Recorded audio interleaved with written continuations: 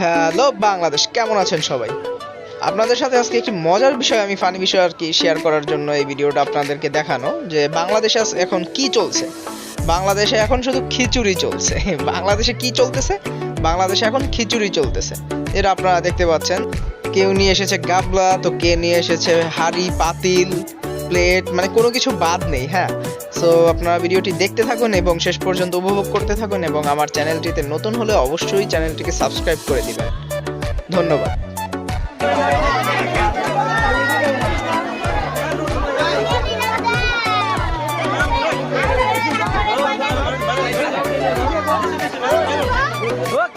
খিচুড়ি পাইছে